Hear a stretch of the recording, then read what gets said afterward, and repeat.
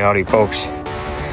Just getting these two raised beds ready for my garlic. Look at the size of them monster cloves right there. Huge. But I just wanted to show you guys this tool here, the garden weasel. Everybody thinks you need a motorized tiller or cultivator. You don't. This thing actually works very well. I didn't feel like getting out the motorized one, but this thing really did a good job. I mean, granted, I got a little explosion of late weeds in here. No big deal, because all that's going to get covered up with some manure and mulch leaves.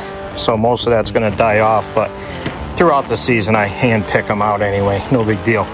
But I just wanted to show you that tool. We're going to get this garlic in there and cover them up. All right. So you can see that's all I got left out of my pail. Out of my biggest garlic. I got 2 beds planted. Let me do a quick count. All right. So I have 132 planted here. That's all I'm doing this year. The rest are going to be consumed. We eat a lot of garlic here. Almost every meal I make, I throw garlic in. Plus, I need some for the spring when I start pickling. Pickled green beans, pickles, I use that.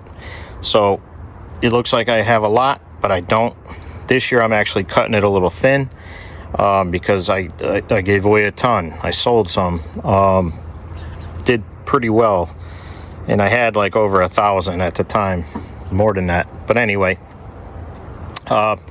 So what I do here, this bed gets the most sun, especially in the winter. This gets more morning sun, and it's positioned in a different direction. So what I do is I take my bowl and I start over there and I pick out the biggest garlic I could find in my bowl, and I start that bed with the biggest, and that's how I do it. I just keep going with the biggest, and it eventually gets smaller and smaller and smaller.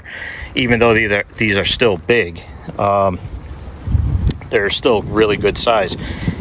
And I make sure these 2 beds get full, and then everything else is consumption. So these nice big cloves here are going to go into my pantry. So at this point, now I'm going to get these knuckle deep. So we're going to point down into the ground, and then actually backwards. You do the, here, I'll show you. This part here goes down. All right, so it's going to be standing up in the ground. So you go knuckle deep, and then I'm going to take whatever I got left for rabbit manure, because my buddy Todd just came and got some manure and for his raised beds. So I'll spread out what I have for rabbit manure now, because I could always add some over the winter. And then I'm going to take the mulched leaves over there that are mulched really small, and I'm going to fill up this bed with a couple inches, 2-3 inches of leaves. And that's an insulator, and it helps hold moisture over the winter, helps feed the plants, and gives it a good established root system. So we'll get on to the next step. I got to send some of these underground. All right, so I'm going to show you on this one. It's tough for me to squat down with my hip injury here. So we're going to take this clove. All right, so obviously we separated the bulb, and there's a little bit of the outer skin on here, no big deal. But this inner skin, you try and leave on there. Sometimes you peel it a little bit too much and you get the bare garlic that's still okay. Just stick it in anyway.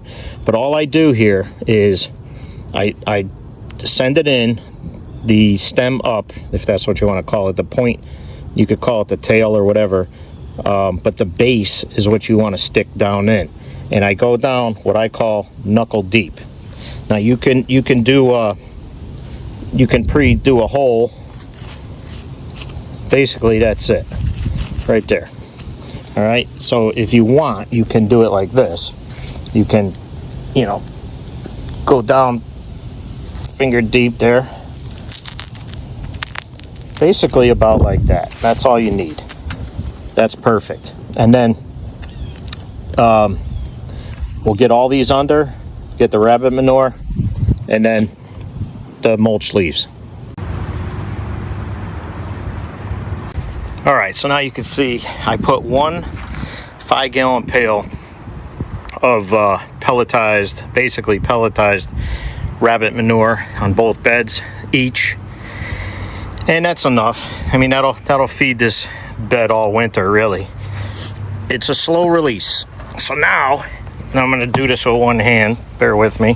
So now I'm going to take 1 or 2 of these big pot bowls of the mulched leaves, and we're gonna just spread this out on here. One's probably gonna be enough, but I gotta put the camera down for a minute.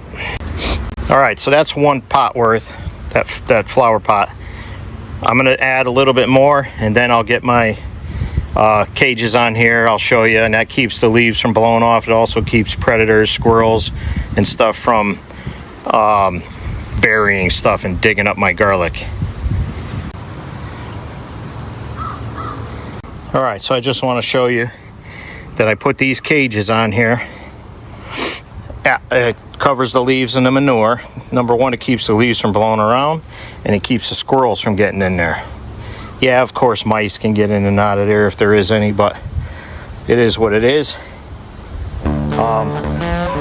I got 2 on that one. That bed is wider, it's a little bit bigger, so I have to do them in the other direction, and I got a smaller piece that goes over the middle.